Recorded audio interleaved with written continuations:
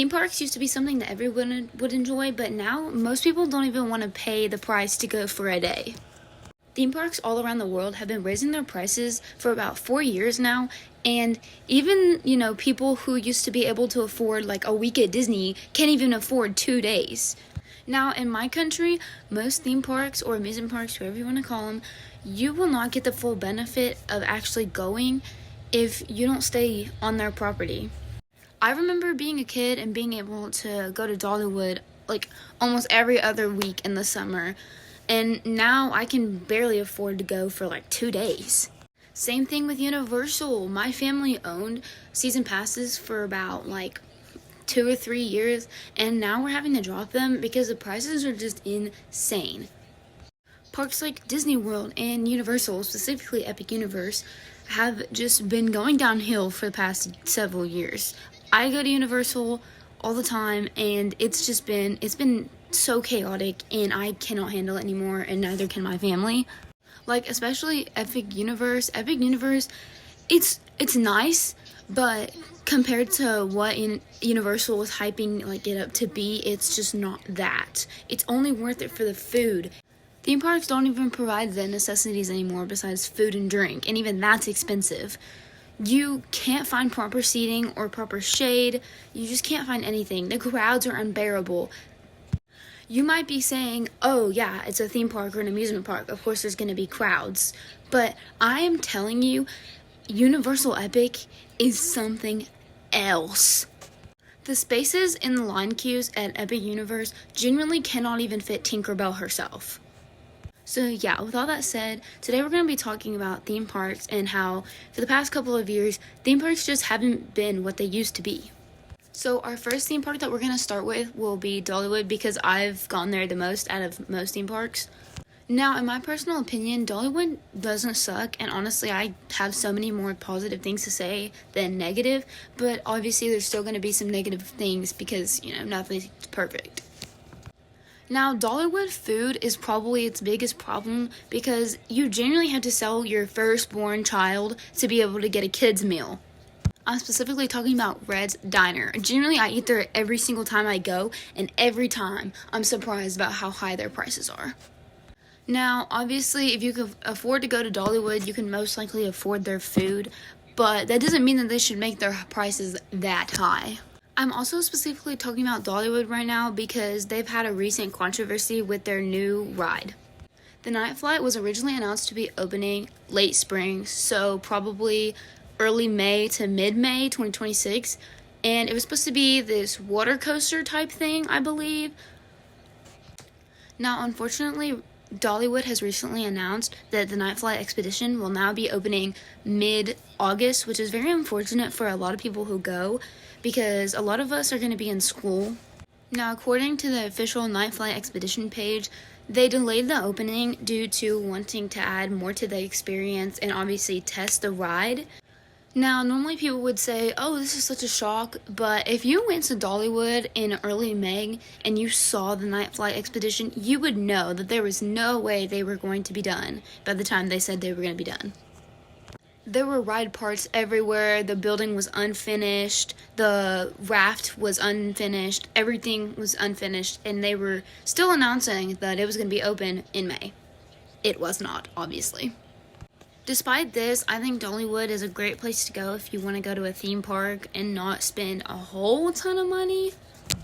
In my opinion, it is the safest and the least stressful. And with that, we're now going to move on to Universal Studios. Now, like I said in the intro, I've been going to Universal for about 3 to 4 years now, and I personally love it, but there are also so many things wrong with it. I'm going to talk about each park separately, so first we're going to start with Islands of Adventure. Now, in my opinion, Islands of Adventure is probably one of the better ones to go to over Universal Studios and Epic. It's very suitable with families with, I wouldn't say older children, but tweens and teens. Now, Islands of Adventure is very diverse with its rides, ranging from Velocicoaster, which is super high speed and low-key scary in my opinion, to the Spider-Man 4D ride, which is pretty chill, and they even have a Dr. Seuss themed carousel. So pretty much anyone in the family can ride the rides there because they have so much to offer. The food at Islands of Adventure is pretty good in my opinion. Not too expensive, but it's definitely a little, expensive. But if you can go to Universal, you can definitely afford their food. They have great seating options. Shade is pretty much everywhere. Water rides are cooling you off if you really are getting too hot. Now, I'm giving Islands of Adventure all of this praise, but there still are plenty of things wrong with it that kind of bring its rating down a little bit. One of the biggest things, in my opinion, that brings the rating down is how much construction is always going on there. You look to your right, you see construction. You walk a little bit, you look to your left, there's construction. You even look in the sky, there's construction going on. Now, I feel like we all can appreciate that Universal does want to keep everything up and running and just always have it the best quality they can give us. But it's really hard to get to rides and get to where we want to go when there's walls everywhere blocking our path. We're honestly seeing more signs that say "Pardon our dust" rather than roller coasters. Now, another thing, in my opinion, that does bring it down a little is how much the rides get shut down. Specifically, the Spider-Man ride that I mentioned earlier. When I went on it, almost every time it would go down. Now, honestly, it wasn't that bad because when rides break down, they do give you a certain fast pass that you can use on Hagrid's. And it honestly really isn't that big of a deal because it's not their bigger rides that are breaking down. It's rides like, once again, Spider-Man or maybe the carousel or something small that break down. Those rides breaking down was sometimes beneficial due to the fast passes that I talked about earlier because you can turn them into something that you can use on Hagrid's, which is so useful because Hagrid's is always at least 120-minute wait. Now, speaking of Hagrid's has now removed or is planning to remove their fast lane, which is very annoying because Hagrid's, and honestly the Harry Potter world in general, always have a long wait, and the rides are just so hard to get through because you're sitting there for at least 2 hours, maybe an hour and a half, waiting to get on the ride. That's probably like not even a minute, maybe 2 minutes. You can probably tell throughout this video when I'm talking about Universal as a whole that I do not like the Harry Potter universes in any of them. The Harry Potter world in each park is always the most chaotic, which I get. It has a big fan base and a lot of people like Harry Potter, the Butterbeer's good and everything, but it is so just, in my opinion, not well thought out because they always underestimate how many people are going to be in there at one time. Other things that people commonly complain about are the long waits. Like I said, Hagrid's is at least 120 minutes. Even Velocicoaster develops a long wait, but Velocicoaster goes so fast that it really isn't that big of a deal. Another complaint is with souvenirs, especially in the Harry Potter world. Common theme. Souvenirs at Islands of Adventure and Universal in general are really expensive, but honestly, I feel like that should be expected, at least in my opinion. Maybe that sounds super privileged, but I feel like if you're going to a theme park that is very big, you're gonna see souvenirs that are expensive. You don't have to get them. Nobody's forcing you to get them. They're not essential. One of my biggest complaints, and I'm sure a lot of people who go to Islands of Adventure can agree, going to Islands of Adventure in the summer is a hassle. Not even with the prices, kind of with the heat, but the lines are so long, especially in summer, with every ride. You're not going to find a ride that has less than an hour wait unless it's just broken down and then it opens, or it's just an awful ride like Fast and Furious, but I'll talk about that later. Standing in long lines in the summer heat is awful, and I don't feel like anybody wants to do that, no matter how many fans the Universal team puts out. And they do a great job of putting fans places, except for in the Hagrid's line. So in my opinion, it's not the workers' fault or Universal's fault, it's just things happen. And people say going to Universal in the summer without an express pass is impossible. It's really not. It's just, I wouldn't say miserable, but it's definitely time-consuming without an express pass if you're going mid-June or early July. The only other problem is that Islands of Adventure doesn't have a lot of inside rides, so when the weather does get bad, unfortunately, a lot of the rides do get shut down or delayed, and it's very inconvenient for a lot of the people there, but you can just go to Universal Studios, which is pretty much right next door. Speaking of Universal Studios, we're now going to go on to that park. Now, I love Universal Studios, but it is not as good as Islands of Adventure, in my opinion. It's very small, It's better for smaller families or families with younger kids, definitely.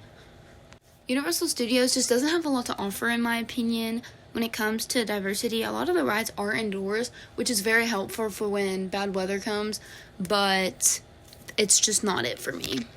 Now, unfortunately, one of their biggest rides, Rip Ride Rocket, was taken down somewhat recently, which was one of my favorite rides, and it's one of the biggest rides there. But thankfully, they are building a bigger and seemingly better ride. But that is probably going to take a minute, unfortunately. But, hopefully it is worth the wait. Since Rocket is down, their main attractions are the Mummy, Jimmy Fallon's ride, and Men in Black. Now, I love all those rides, but Universal Studios is just lacking without Rocket and without the bigger coaster. They even have one of the worst rides I have ever been on. It was Fast and Furious. Now, thankfully, they did shut that down, but it was so bad. I remember seeing people in the lines, including me, that were laughing about going on it and were only in the queue just to see how truly bad it was and see if it lived up to its name. Now, if you never got to experience Fast and Furious before it was shut down, it was like this little bus ride, kind of like Kong, Islands of Adventure, except it was way less intense, very, very boring, unless you just love Fast and Furious, but even then, I feel like you would still hate it.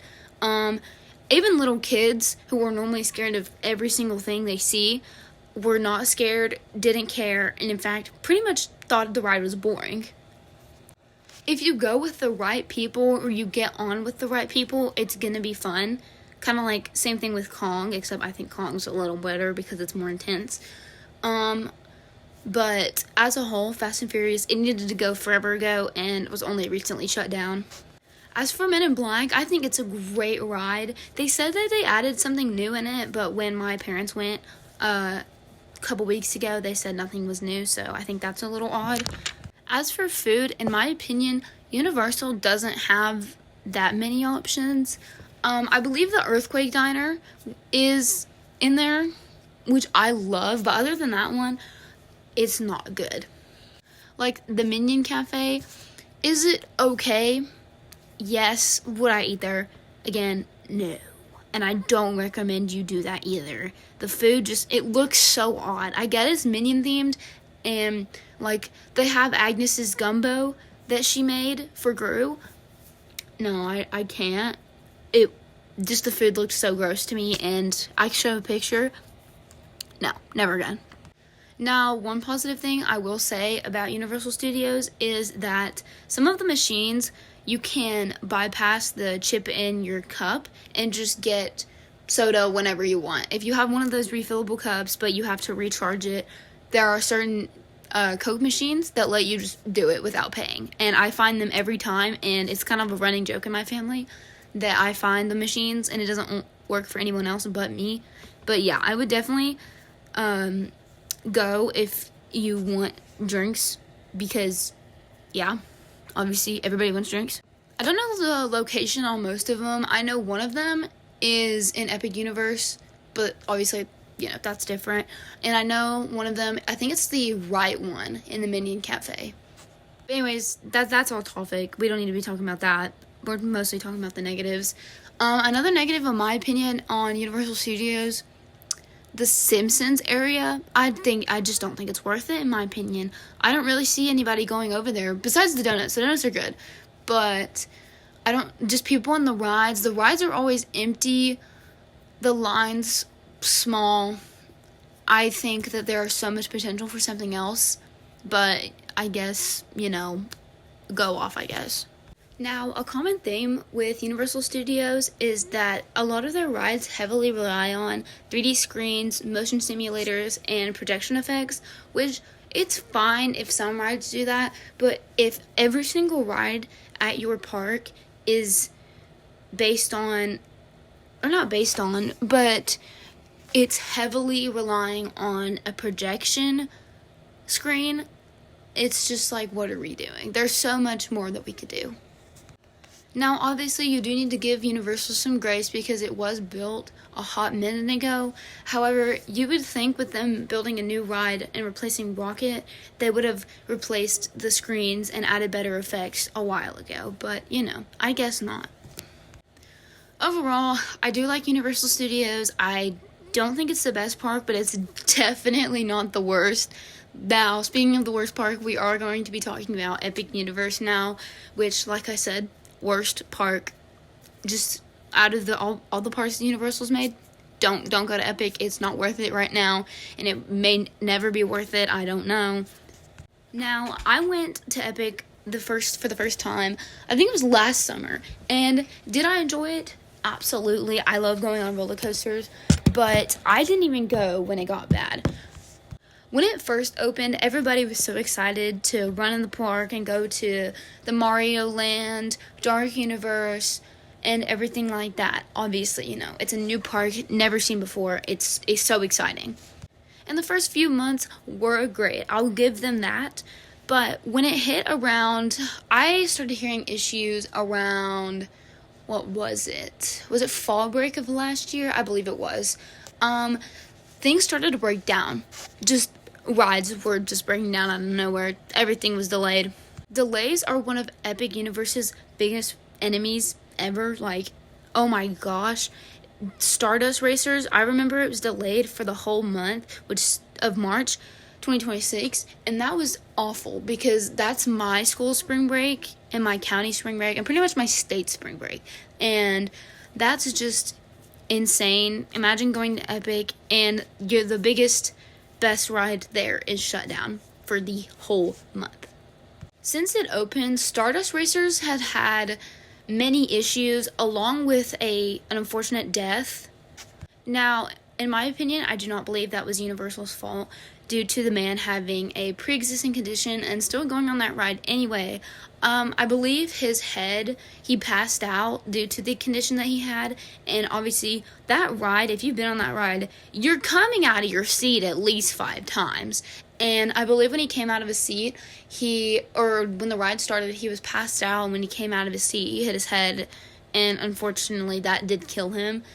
I don't know, that's a whole separate thing that I can talk about later, but that is one of the more recent issues that it's had. Other than its many, many, many delays and breakdowns, Epic's major problem besides that is the amount of space that was there when it opened and still is there now. If you've been following Universal's pages, watching YouTubers go to Epic and stuff like that, or you've been yourself, you know that there are, I think, 2 empty plots there just waiting to be built. And obviously there has been discussion recently about what's going to be there and that they're starting to build. But when it opened, those plots were almost completely empty. No rides, you can't go there, nothing. Now, you may think that that's not a problem considering that there are, I think, 4 worlds there right now. But it was a major problem. Going to Epic Universe right now is just a hassle because having the parks that there are there now are just, I wouldn't say it's, well, no, I was going to say I wouldn't say it's bad, but it's bad. In my opinion, Epic Universe should not have been opened when it was opened, and I think that Universal was very desperate to open a new park because of how things were dying out. It's kind of like the Dollywood situation with Night Flyer, in my opinion. They felt so rushed to do things that unfortunately things ended up going bad. Thankfully, not bad, but just not very beneficial for them and not very beneficial for the people who love going to Universal. There is not a lot of seating in Epic, nor is there a lot of shade. Going to Orlando in the summer, it's hot. If you've been, you know. If you live in Florida, you know. I wouldn't say it's miserable, but being outside in an amusement park all day, it's bad. Now, like I said earlier, Islands of Adventure and Universal Studios, they do a pretty good job of having shade and having fans where there's no shade and stuff like that, so it's not as miserable. But Epic Universe, no, you get nothing. You better just keep on walking, and you better pray that those lines are short because only half of those lines of the rides are covered. Actually, not even half. I believe the worst line that I waited in was for Donkey Kong, which I love that ride. Don't get me wrong. That ride is it's worth it. But it was, I believe the feel like was almost 100 degrees, and we were standing out there. The fans were turned off. The line was pretty much to the back of the ride, like no shade, for at least, I want to say 45 minutes. At least. And if that wasn't worse enough, I swear people at Universal do not know how to put on deodorant. They don't. They just don't.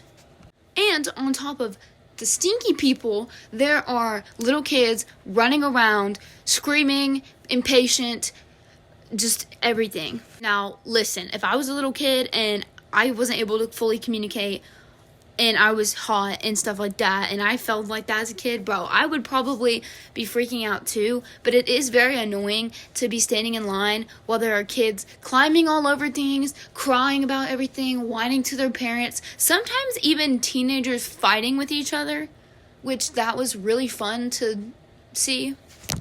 Like I mentioned earlier, Epic Universe does not have the space for the amount of people that go. It just doesn't. People can say, oh, you're wrong. I'm not wrong. You cannot convince me I'm wrong. There are so many people that go, and in my opinion, I don't think Universal could have expected how many people were going, but there's just not a lot of space. I think they should have waited until every single plot was filled and then opened. Now, you may have thought that the line waits that I talked about earlier in Islands of Adventure with Hagrid's and Velocicoaster and stuff like that, you may have looked at that and been like, oh, that's too much to handle. If you think that is too much to handle, do not go to Epic. Epic Universe's wait times are so high. Unless something is delayed, you will not see something there that is less than probably 2 hours. The worst ride wait time I had was 3+ hours for Battle of the Ministry, which is another Harry Potter ride.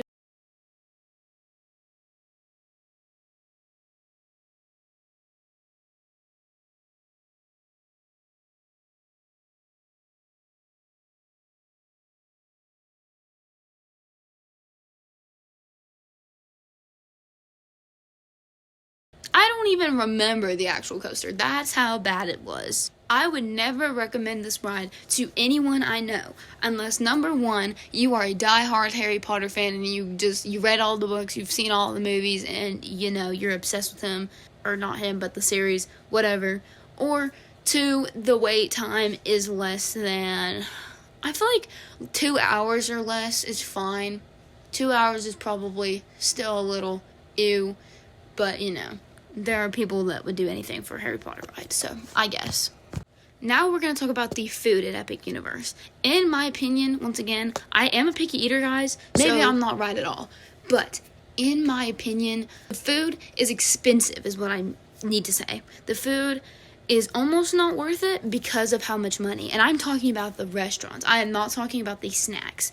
If you want some of the best mac and cheese you've ever had in your life, you better go to, I think it's Dragon's Alley. It's from How to Train Your Dragon. You get that garlic bread. You get your mac and cheese garlic bread. It is amazing. It is so, so good. But with the actual restaurants, no. Like, unless you love, I think it was seafood. If you really like seafood, and it was mid. If you like seafood, go to, I think it's Atlantis, but I did not like it. And it was expensive. Thankfully, I am under the age of 18, so I did not have to pay for my food, because if I did, I couldn't do anything. I would have to sell my soul to the devil to be able to pay for that. And if you're there and you want to get lunch, oh my goodness, just forget about it and eat your child, eat your family, because you are not getting in that lunchroom. And when you do, there's not a lot of good options. And when you do find a good option, it's mid. If you haven't already been able to notice, Epic Universe, genuinely top tier rage bait for me. It's not good, and I think they could have waited until all the plots were built. They need to make better food, like restaurant type, meal type food. You could probably eat the mac and cheese garlic bread and be full, but actual restaurants, I don't think they're worth it. I haven't had every single one, I don't think. So I'm not going to talk on all the restaurants, but the Mario one and the Atlantis. No. The drinks that you can get there are so good though. I will say that, like the Donkey Kong ice cream, and I think it's either Donkey Kong or it's Mario slushies. There's a green and I think it's like orange. That green one, genuinely I would do anything for that green one. I'm not gonna lie. But everything else, no. And like I said earlier, you are probably not going to go to Epic Universe without having at least 2 rides break down or at least get delayed, which it's so annoying. Especially, I think the ones that break down the most are Stardust Racers and either Battle of the Ministry or Werewolf. I love Werewolf. I will not hate on Werewolf, but the queue for Werewolf is so miserable, especially if it's hot out, which it pretty much always is. No. And once again, I have to hate on Battle of the Ministry. The only thing good I can say, besides, the queue looking pretty about the ride, is that if you're hot outside, go in the ride. At that point, it's so cool in there. It is best temperature ever. But then eventually you will get cold because of how long you're going to have to wait for that ride. But, if it's not a long wait and you're hot, go in that ride. Overall, Epic Universe has experienced the most shutdowns out of all of Universal's parks. And in my opinion, and many others' opinions, it's really not worth it. If you want to go to Universal Studios or go to Islands of Adventure. There's so much more things to do there. So many good places to eat. You have City Walk. You have places to shop. Epic Universe is not at its full potential yet. Now we're going to talk about Disney World. I do not have a lot to say about Disney World because I don't go there a lot. But all that I really can say about Disney World is when I went there, everything was expensive. I know everything's expensive in this world right now, but especially at Disney World, it was just outrageous. You could get a donut for probably $12.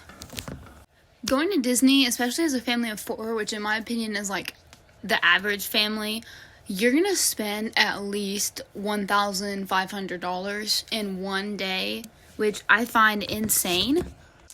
Especially getting snacks at Disney, that is where you're probably going to spend the most amount of money. Because obviously if you go to Disney, you're going to want to try all their foods. Because Disney is known for having really good foods. Not fancy, but just interesting, I guess.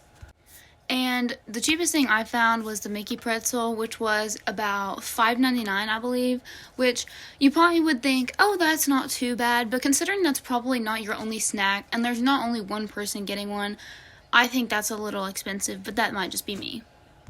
I will say Disney parks are very clean and the bathrooms are really nice. They never smell, nasty compared to other theme parks that I've been to. So I will give them that. But overall, Disney is, I wouldn't call it a waste of money, but I would definitely say there are other parks you could go to that are probably way more worth your money than Disney. Unless you have little kids or you're a Disney fan or you're a Disney adult, there are plenty of options for you to go to, and I just don't think that Disney is the best one. Other than the expensive food and just the expensive day in general, Disney, like I said, is very clean. I love the experience that I got at Disney World. Everything was just, this is so, it sounds cringy because, whatever. But it was actually very magical and, it brings out the child in you even if you're 50. It's very nice to just see everyone happy. I didn't see not one child crying, not one adult angry, and everyone was just having a great time. I met a couple of nice people. It was great. The crowds, though, were pretty bad. Nobody seems to know how to walk. But, it could be worse. The only thing I will say that was bad about the rides, compared to Universal and some other theme parks like Dollywood, the line waits are bad. And you can see throughout this video that is a major thing that I do complain about, which obviously you go to a theme park, an amusement park, whatever, there are going to be long line waits, and that just comes with the territory. But when I tell you Disney line waits are actually miserable sometimes, it's bad. Thankfully, Disney was smart enough to make most of their waits indoors, so at least you're cooled off. And their queues are actually sometimes interactive, but they are very nice to look at. But other than that, it's not the greatest waiting 3 hours for a ride that lasts a minute, maybe 2, maybe 3.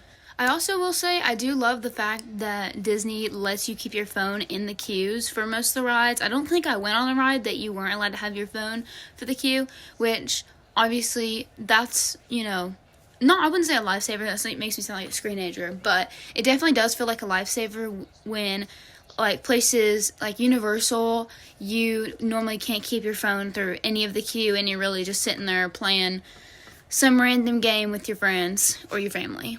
It makes the time definitely go by faster, but if you don't have your phone or you really are just exhausted, it's definitely a hassle to get through those lines, especially because they do give you a good amount of space, unlike Epic Universe. However, people they don't like to give you space. Now, going back to Disney's food, many people do enjoy Disney's food, but common complaints include quick service meals often costing $15 to $20 plus per person, snacks typically costing around $6 to $8, bottled water being even more expensive than outside the parks. And I just find that insane because you're gonna need water, and sometimes they make you empty your water bottles because obviously, I guess they don't want you bringing in, adult beverages or something like that, which is understandable, but also most of the time people are just bringing water, and now they're gonna have to pay a bunch of money to go get a bottle of water. While we're still on the topic of cost, many visitors say Disney has become significantly more expensive. Common complaints also include ticket prices, food and drinks, hotel costs, souvenir costs, and parking costs. Even Lightning Lane purchases, which once again, that's not necessary, just like souvenirs, but it is way better having a Lightning Lane pass, but also it's so expensive and technically not even worth it unless you can get one for free somehow. The past several years, Disney has been raising their prices significantly, and a family vacation can easily cost several of thousands of dollars now, which I think is crazy, but maybe I'm out of line. Now, recently a controversy has sparked with Disneyland in California when a 13-year-old boy climbed out of his log ride vehicle before the ride had ended, just before the attraction's approximately 50-foot final drop. Ride operators immediately stopped the attraction when they realized he had exited the vehicle, and according to witness accounts and video that later circulated online, the boy slid or tumbled down the ride's waterfall and was then assisted by Disneyland cast members, and he was taken to a hospital as a precaution and evaluated and released later the same day. Now, why it became controversial is because the incident sparked debate online for several reasons. Some people questioned how a rider was able to stand up and exit the log before the drop. Others pointed out that the long fume rides, like Tiana's Bayou Adventure, do not use lap bars or seatbelts, relying instead on the boat design and the wire compliance to keep the guests safe. Many defended Disney, arguing that the attraction was operating normally and that the rider's decision to leave the vehicle caused the incident. Was Disney found at fault? Based on the information released so far, not really. After the incident, the ride was inspected by the California Division of Occupational Safety and Health. That's a mouthful, guys. Just, if I said any of that wrong, you get it. You know what I mean. You can look this incident up yourself. Inspectors found no operational or mechanical issues, and the attraction reopened the next day. So the available evidence indicates that the controversy centered around the guests exiting the ride vehicle, not on a ride malfunction or a mechanical failure. It's just his fault. He's just stupid. The 13-year-old boy, he just wanted to have clout, I guess, or to end up on the internet. I'm not sure. Thankfully, he did only have minor injuries. And if you've seen the video, which I don't know if I'm allowed to show it, I probably will put it up there anyway, but if YouTube does make me remove it, sorry. But he does end up falling. He fell down the whole thing. It was definitely a scary video, but if you've seen it, you know he could have had so many worse injuries. He generally could have died. Many guests also feel like they have to constantly use the My Disney Experience app to check wait times or order food, book lightning lanes, find entertainment, navigate parks, and some people just miss the simpler experience of walking around and just enjoying the park. Now, when I went to Disney, I did not use the My Disney app because I know that I am not an avid Disney goer, and Disney World was not my thing. Even though I had so much fun, I knew I was not going to need the app because I'm not going to go back most likely. So you guys, if you guys have the app, you guys would probably know better than me.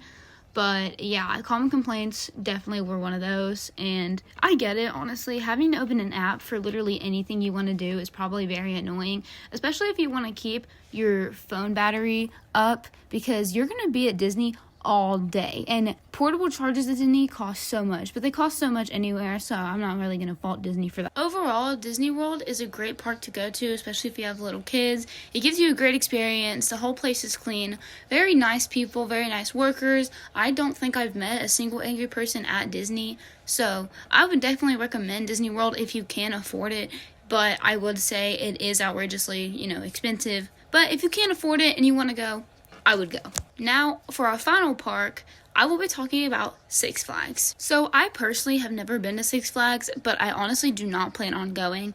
I have heard so many horror stories about injuries, ride shutdowns, and interactions with people and employees that I don't want to go, and I will stick with the parks that I know and love. One of the major things that I see all the time about Six Flags are how many injuries are reported or at least talked about, but there isn't a verified public total for all injuries at Six Flags Park over the past 5 years. Unlike some industries, amusement parks in the U.S. do not report every injury into one centralized public database, and reporting requirements vary by state, which I find very weird. But some of the more notable publicly reported incidents from roughly the past 5 or so years include, in August 2022, 14 riders reported back pain or other minor injuries after riding El Toro at Six Flags Grand Adventure in New Jersey. The ride was shut down for inspection, but I don't think anything ever came out of it. In 2022, I'm not sure the month, a 22-year-old man suffered a fatal brain bleed after riding X2 at Six Flags Magic Mountain. His family later filed a wrongful death lawsuit. The exact cause is disputed in court, but we do not have the full, situation. In 2025 through 2026, several rides experienced temporary stoppages or evacuations, but many of those often never really resulted in injuries, but if they did, they're most likely underreported, which I'm not surprised with Six Flags. Now, ride closures are probably the biggest complaint that I've noticed. Multiple rides may be closed on the same day for maintenance or staffing, and guests are especially disappointed when a major coaster is closed without an advance notice. But in my opinion, employees can't always assume, when a coaster is going to go down, especially if weather, interferes. Long lines are also one of the biggest complaints, especially on busy weekends or even holidays, with waits of 60 to 120 plus minutes for popular coasters are very common. Some guests even feel the flash pass is necessary during peak times, but it's definitely not necessary, but obviously you're gonna want it. Nobody wants to stand in 100-degree weather waiting for a ride that's not even going to be that good. Now, understaffing is also a big noticeable complaint, and people have obviously noticed, there's not enough employees for how many people are here. They often report slow food service, delayed ride operations, fewer rides operating than expected, and some restaurants or games even being closed to the lack of employees, which is a major inconvenience for people who, went to Six Flags, especially for how much money they're paying. Other people also say that food quality is not that good, and the food is expensive for what you get, and the menu options are very limited. Even food lines are longer than some of the wait times for the rides, especially around lunchtime. Very inconvenient. Now, compared to other parks like Disney and Universal, some Six Flags parks receive more complaints about overflowing trash cans, dirty restrooms, litter in certain areas, and general maintenance and appearance just not being up to what, people would expect. This varies a lot from park to park, but overall, most people find Six Flags pretty dirty, But like I said earlier, understaffing is a major problem, and some guests feel that certain parks show their age, mentioning peeling paint, worn buildings, landscaping that isn't as polished, and attractions seem overdue for refurbishment. And obviously, you see a ride that looks really old and just it looks unsafe. Even if it is the safest ride there, it looks unsafe, and it's just unappealing. App issues are also a major complaint, with inaccurate wait times, difficulty navigating the park map, problems using mobile features, and parking also is a major problem. Nobody likes the parking fees. Every place has a high parking fee, but that is a common complaint as well. Long waits, leaving the parking lot after closing, and a long walk or tram ride from the entrances. Many guests also complain about customer service. While many employees are friendly, some visitors report difficulty getting help, slow responses to problems, or inconsistent experiences depending on the park or day, which, like I said many times, Six Flags is so understaffed across the U.S., so, most of the time you gotta be patient with the workers who are probably dealing with so many, angry customers, because Six Flags just maintenance not great. Despite those complaints, Six Flags is very popular with coaster enthusiasts because it does offer excellent roller coaster collections and lower ticket prices than Disney or Universal can offer, which, obviously you want that. Some of the most intense thrill rides in North America are also in Six Flags, so obviously that's, a fun thing. And a fun day out for families who enjoy big rides. So if you have a smaller family, with little kids, I would not suggest going to Six Flags. It's very intense. I don't even know if they have a kid ride, but I've never been. I will never go because absolutely not. Now, with all that said, the parks do mostly have good reviews other than Epic Universe and Six Flags, with Universal Studios having 4.5 out of 5 stars, Islands of Adventure also having that same rating. However, Disney does not use a star system, but reviews are mostly all positive, praising the cleanliness and experience, calling it magical. Six Flags usually gets between a 3 to 4 star rating, but mostly ranging in between 3.5 most likely. And no surprise here, Epic Universe only has 3.8 out of 5 stars, which is higher than Six Flags, which obviously isn't surprising, but Epic Universe, like I said, still not great. Now, with all that said, guys, unfortunately I do have to end the video because this is already long enough and my phone cannot handle anymore. But I hope you guys enjoyed, and I plan on making more long-form content. Maybe not as long as this one, but I did want to start it off, kind of fun.